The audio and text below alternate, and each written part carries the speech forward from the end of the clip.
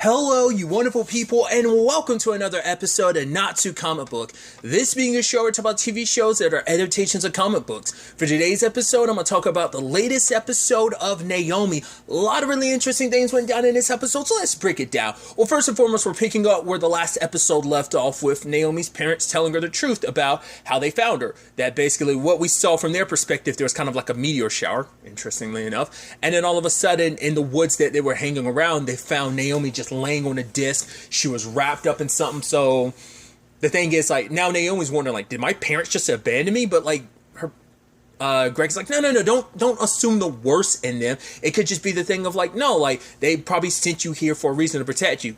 Very Superman-esque. But it is interesting that she was just on that thing. Part of me was like, did they teleport her here?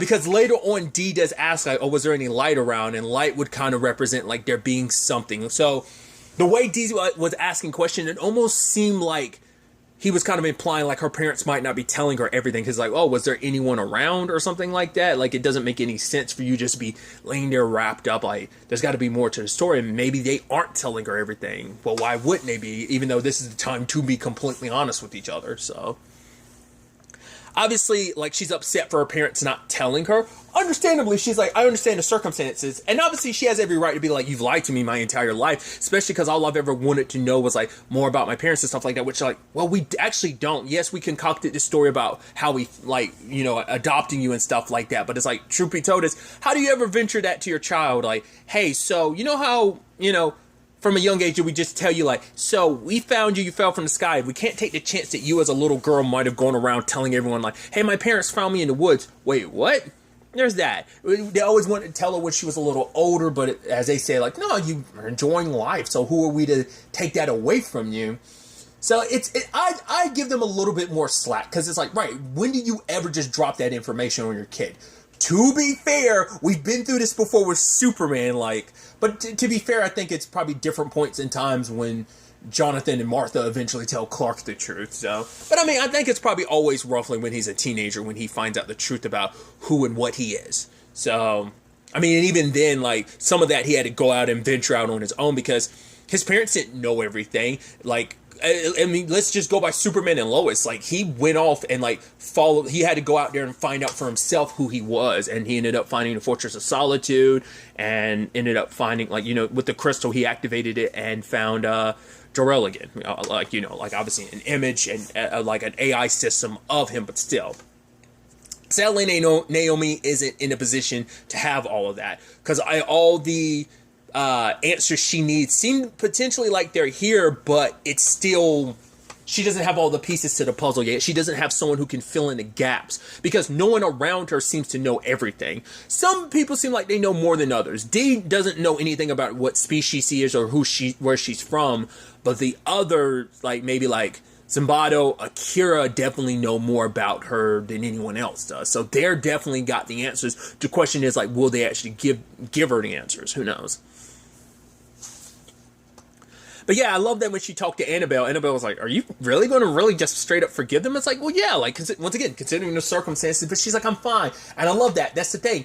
I get it, because it's my defense mechanism. My defense mechanism isn't, I'm fine. Well, it is, but one of my defense mechanisms, and I've talked about this in the past, drove one of my ex-girlfriends crazy, because she hated I say that. Like, anytime something bothered me, I'd be like, it doesn't matter. Like, she had to finally snap on me once, be like, it does matter. Stop saying that. Like, we all have our defense mechanisms of, like, trying to protect ourselves. Hers was like, no, I'm fine.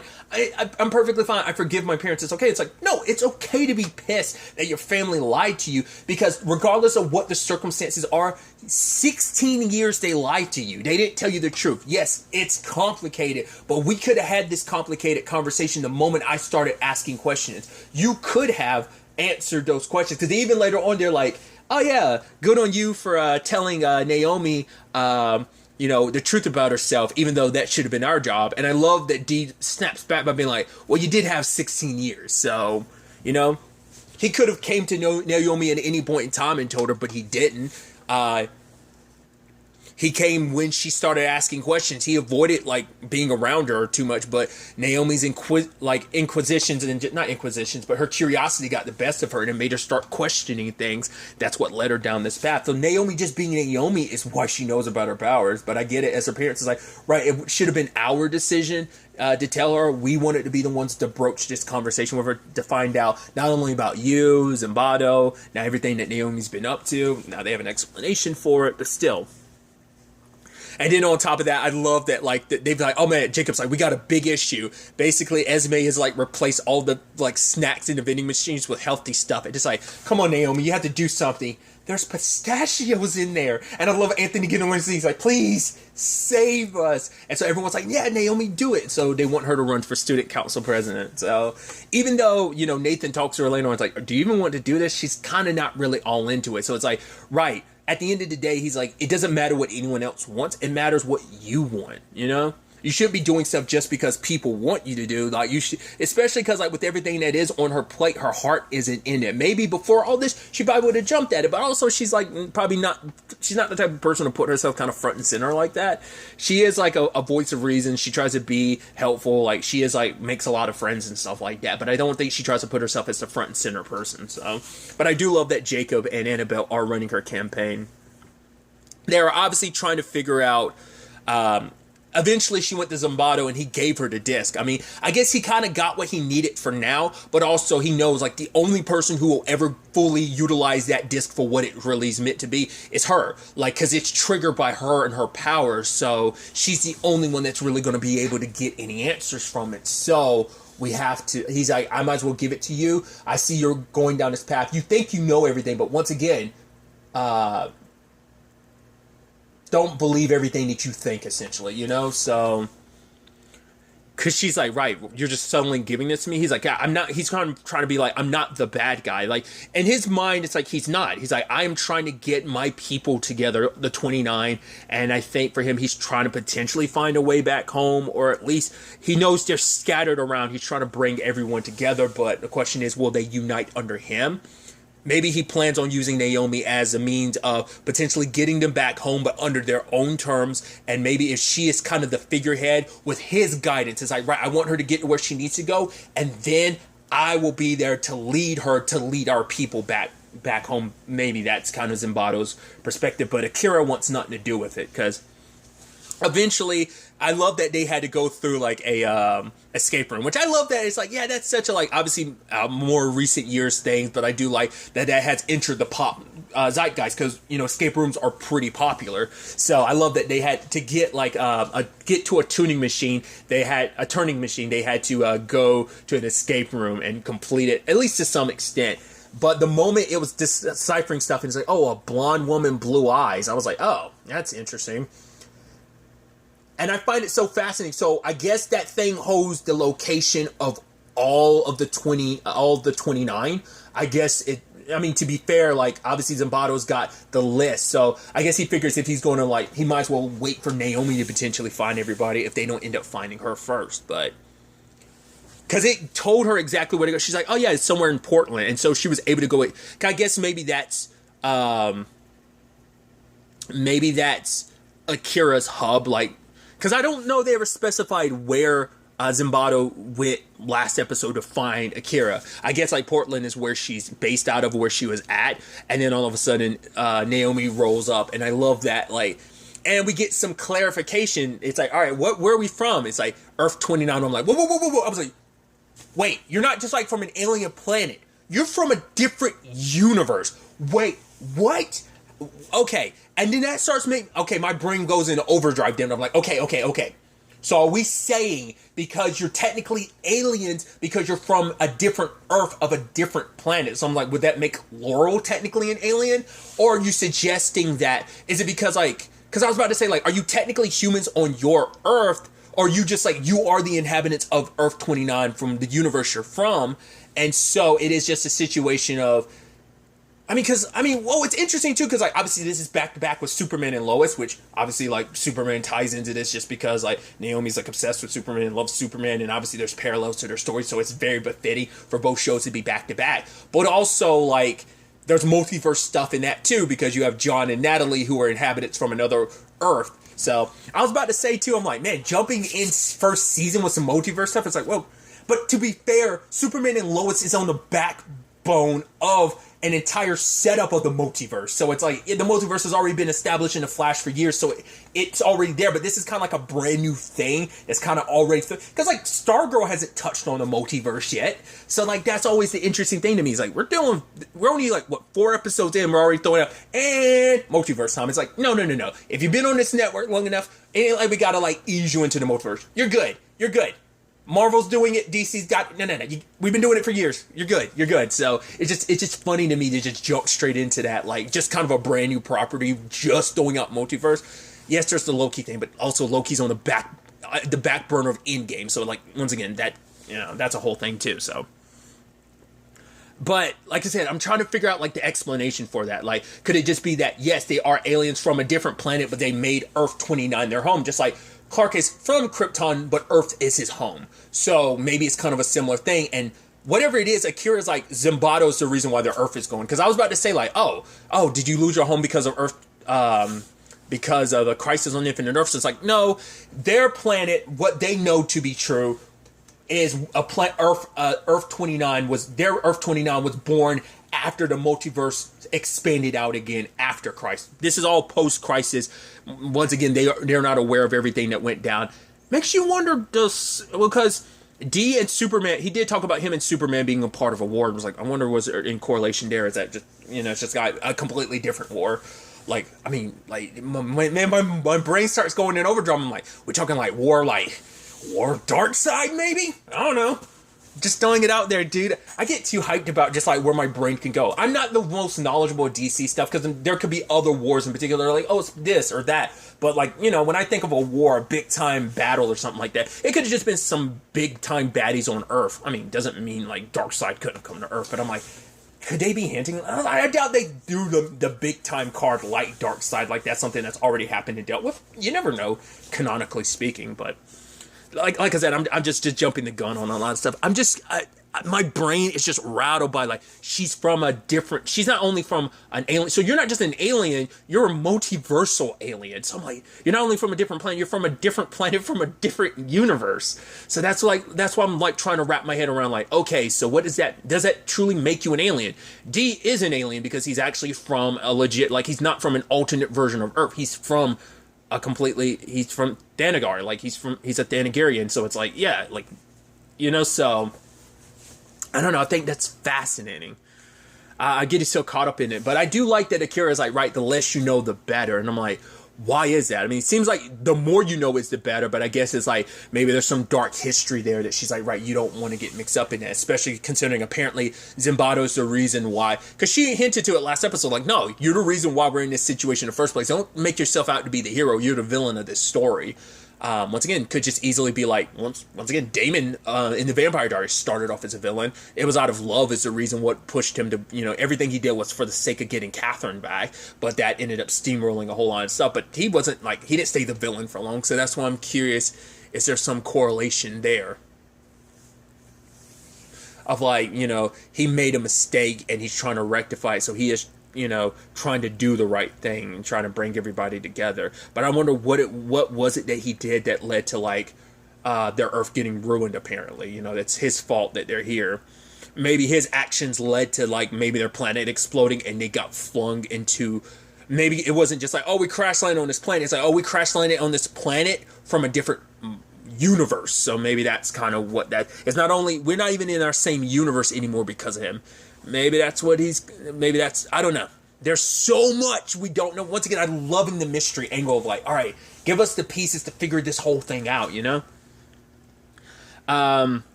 Obviously, I love that, I skipped over it, but D coming over dinner and it being the most awkward thing ever.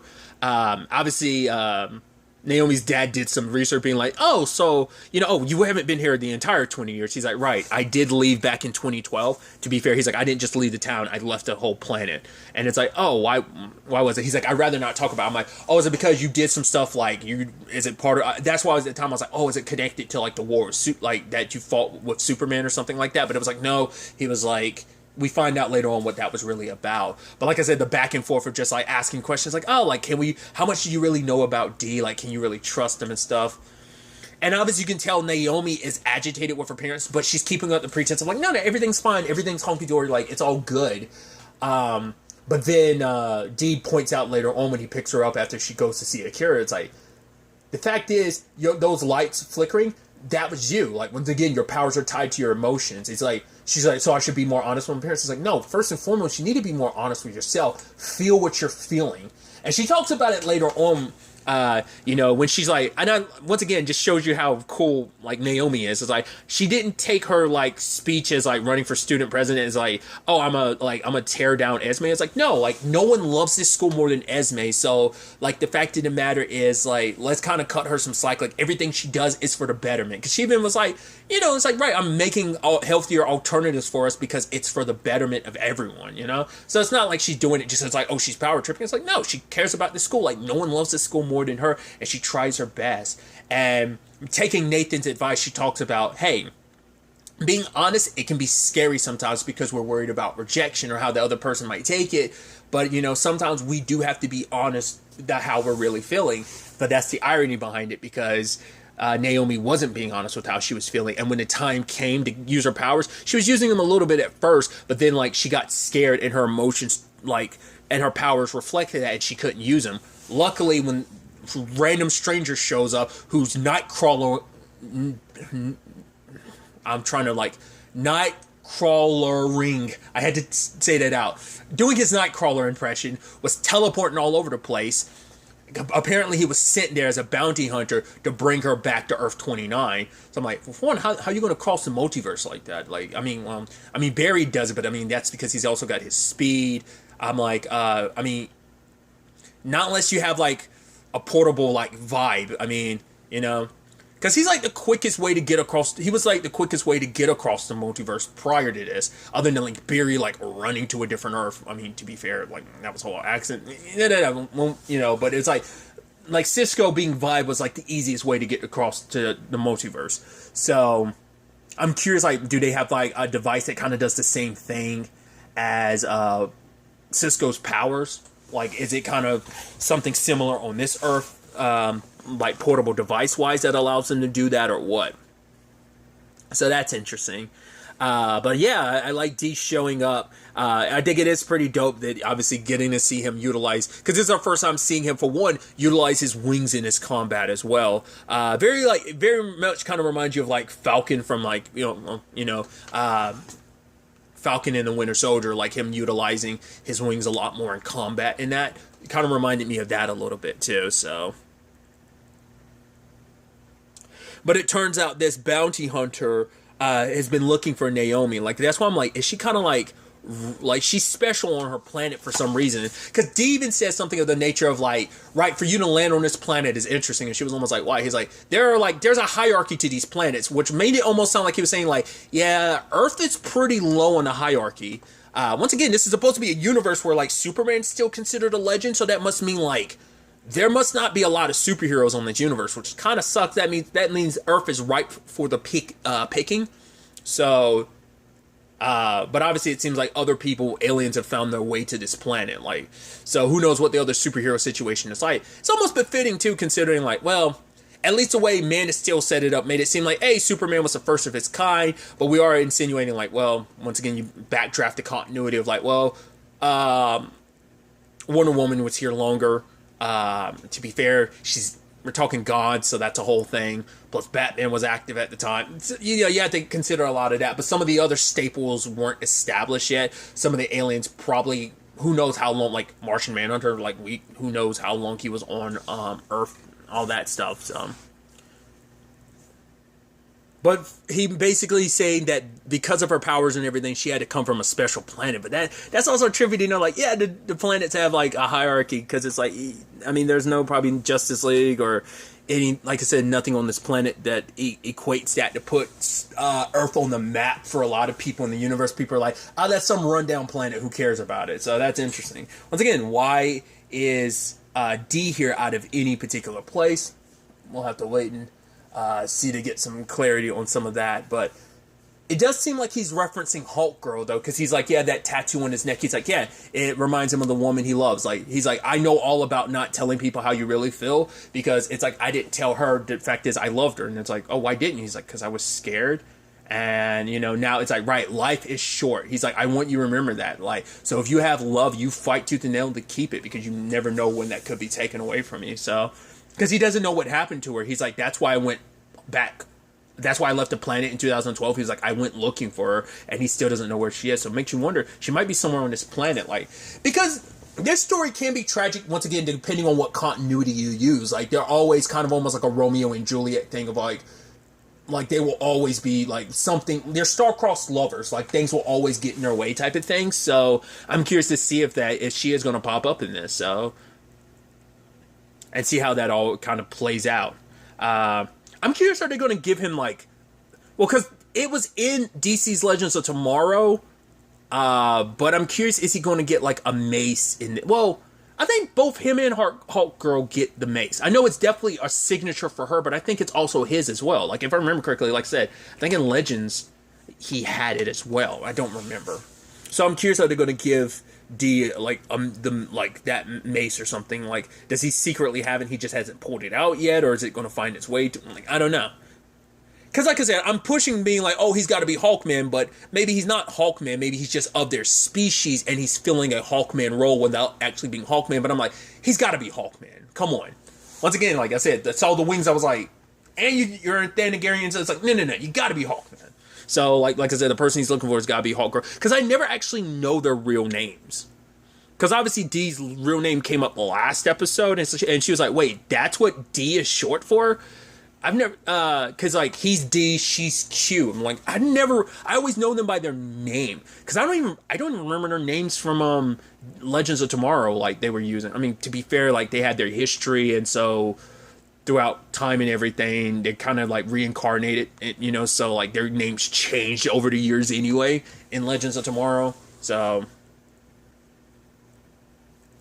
But he is insinuating that because her powers are activated, they've acted as a beacon. So that guy won't be the only one coming after. Other people will eventually track her down because of that. So, because we did see that they basically triangulated her position, because while her dad was at work, he looked at the signature, like the triangle signature points, and he realized one of them was the woods where they found Naomi. So he went there and he found a device there. So he has to lie to his commanding officer, but you're like, that guy's probably a little suspicious of you, because he's like, oh, you went off on your own? He's like, yeah, I checked out one of the other possible data points. There was nothing there. And it's like, well, we'll see how low you keep that lie up before they figure you out and find you out. Hopefully that doesn't come up, but still. But at the end, it does seem like Naomi is kind of finally speaking her, like, you know, being honest with herself and her feelings. And so now I think that kind of explains like why she kind of pushed things away with Nathan, because it was like, right, like she was kind of scared, because it's like, right, once you kind of take that plunge with someone, you never know how everything's going to work out, because if things do kind of fall apart, you never know whether it's going to be a thing of, oh, like if it, you know, what does that mean for like their friendship? I'm sure there's elements of that, but it's also just like, right, it's just scary being honest in general, especially when it comes to your feelings. And I love that D was like, right, being honest with your feelings doesn't make you weak. Being honest with your feelings is strong, because it's really hard to be honest with your feelings, because it's hard to be vulnerable around someone like that. Because you feel like you have to be strong all the time. And I think that's also why she felt the need to be like, no, I'm fine. You know, because she has to keep up the appearance of like, yeah, everything's fine. She doesn't want to take the chance that if she was honest, like what that might do to her parents. But her parents are like, no, always be honest with us. If you're hurting, we understand. But, you know, it's like, right. She talked about the fact that her life is somewhat back in normal. There's no more lies and stuff like that. So she didn't want to compromise that by being honest with her feelings and being like, yeah, like you guys lying to me. I'm actually kind of fairly upset with you guys. So. But it does seem like she made her choice, and it seemed like her and Nathan are going to start dating, which you're like, oh, poor Anthony, poor Lourdes. But eventually she was going to have to choose. They kind of set that up from episode 1. It's like, no, at the end of the day, you're going to have to make a choice. And she did. So it's going to be interesting to see where all of this ends up taking us. Zimbardo knows, because the guy came to visit Zimbardo before because he was, I guess because Naomi was there more recently with the disc. So he ended up, you know, asking about, I'm looking for something. At first I thought it was just the disc, but he might be looking for both the disc and Naomi. But yeah, so Zimbardo knows, like, right, they're here looking for Naomi, so he probably realizes, like, man, I have even less time to make sure this all happens. So what moves is he going to make? Akira went up and disappearing, so maybe it's going to be harder for Zimbardo to potentially find her again. Maybe, maybe not. Learning more about Dee, learning more about Naomi. It's really going to be interesting to see where the next episode takes us with all of this. But really, that's all I'm going to talk about. Till the next time we meet, be happy, be safe, live life to the fullest, and enjoy it. Good day, and goodbye.